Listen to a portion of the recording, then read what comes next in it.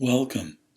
If you're looking for an online therapist for help with agoraphobia, then please go to my website and take a look at the pages and videos on that site, because I offer online therapy via Skype for the treatment of agoraphobia and many other anxiety disorders.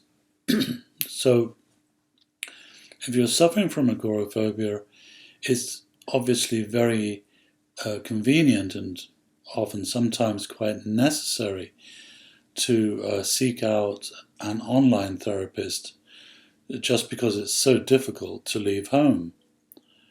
I have worked with people who have not been able to leave home any great distance sometimes for years. The approach that I use is called mindfulness therapy, and it works extremely well for overcoming the anxiety and fear of panic attacks that characterizes agoraphobia. Being able to work online is very important, but you must use Skype or a similar video platform so you can see each other. That is, from my experience, quite essential for effective psychotherapy. But if you have Skype or similar platform and you can see each other online, then it's just as effective as meeting a therapist in person.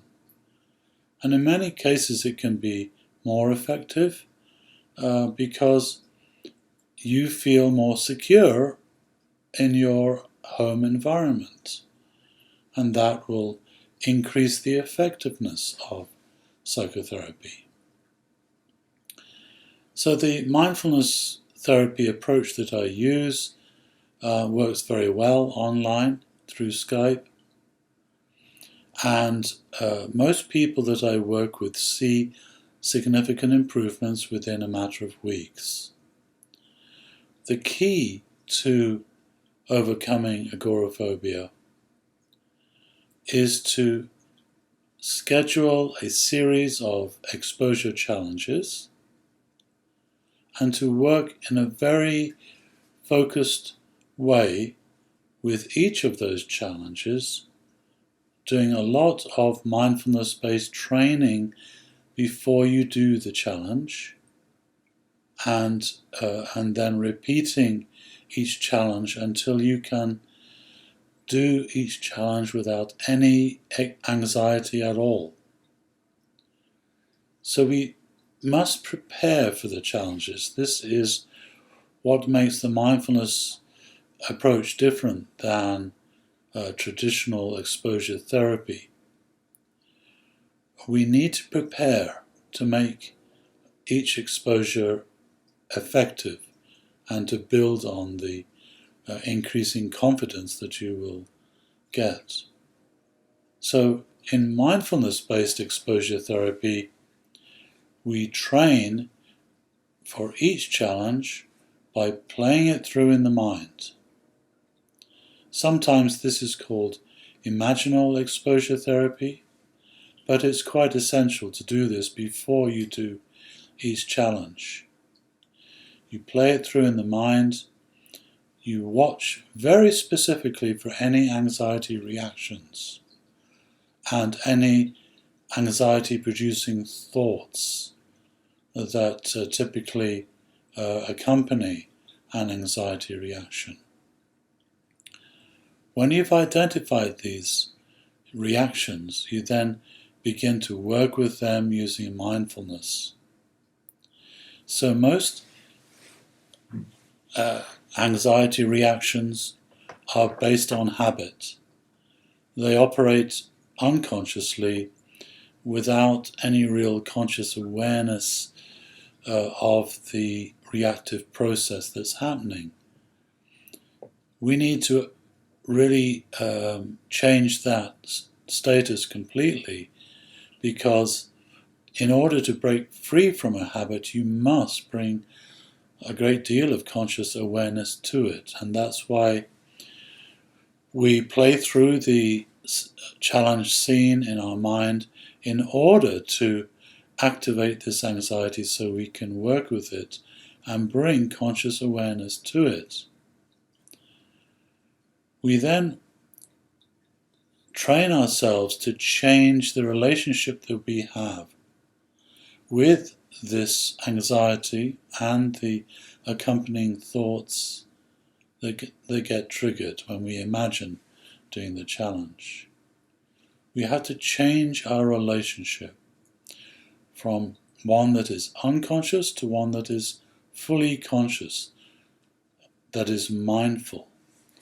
So we develop a mindful relationship with the emotion and its associated thoughts.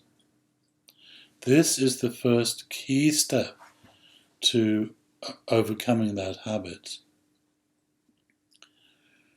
The second step is working with those thoughts and the emotion in a way that promotes healing. With the thoughts, the anxiety-producing thoughts, our main mission is to be able to see them, to respond consciously, but then to move the thoughts further away so that we develop more space and more freedom that goes along with that space. Typically, thoughts exert their effect in producing anxiety because they are too close. We feel overpowered by them. And in order to feel overpowered by anxiety thoughts, they must be very close. If you move them further away, if you imagine moving the thoughts further away and making them smaller, you will effectively reduce the intensity of those thoughts. So we train in that way, using our imagination to make the thoughts smaller and more distant. For the emotion, we develop a relationship that's based on non-reactivity, but also on compassion. The emotion is basically the equivalent of a child that is experiencing fear. So we look at the emotion as being a scared emotion, an object that is scared. And the best way to overcome fear is to develop a compassionate relationship with that person, that animal, or that object, that emotion. So we work on developing a compassionate relationship instead of a fearful relationship towards the anxiety itself. This is precisely what the anxiety needs to heal. The fundamental issue is that anxiety reaction has become dissociated from your true self. So we have to bring it in to consciousness and give it the compassion and the fearless quality of your true self in order to help it heal. Your true self is really that conscious awareness itself, that which is the space around thoughts and emotions. Your true self is not the same as the thoughts and emotions or other content that make up our common experience. Your true self is that conscious awareness that sees the experience. And the essential nature of your true self is that it is not reactive and it does not feel fear. It does not suffer. The best analogy for your true self is like the sky. The sky is that space in which objects appear and disappear. It might be a storm, or it might be an aeroplane, or a bird. Those are all objects. They appear and then they disappear.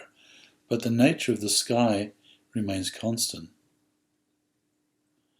So the true nature of the sky is that space. And the true nature of your true self, your true identity, is the space of pure conscious awareness. It doesn't matter what the objects are that it sees. They come and go. But the consciousness remains the same. So that principle is very, very important, and it's something that we develop very much in mindfulness therapy. We develop that relationship between your true self, pure conscious awareness, and the anxiety. We sometimes call that the little self. So in this way, we're able to bring the quality of fearlessness to the anxiety, which is fear. And this is what will neutralize that anxiety. So there's a lot more to learn about mindfulness therapy and the mindfulness approach to working with the mind and to working with anxiety particularly. But it is very, very powerful. The mindfulness approach is a very, very powerful path to develop, and it will lead to changes much faster than conventional talk therapy. It allows you to fundamentally change the relationship you have to your mind, and that is what is needed for effective healing and effective well-being and happiness. You have to break out of the habit of reactivity. So, if you'd like to learn more about online mindfulness therapy for overcoming agoraphobia, and you'd like to work with an online therapist like myself, then please send me an email. Tell me more about yourself and your particular condition, and tell me what you have tried so far. Also tell me what days and times work for you, and then we can go ahead and set up a Skype therapy session. I will teach you in great detail how to work with your anxiety using mindfulness, and how to set up those exposure challenges, and how to train for each challenge so that it becomes a successful experience that will cause you to increase your confidence and overcome that anxiety. So please contact me, and let's get started with your recovery process from agoraphobia. Thank you.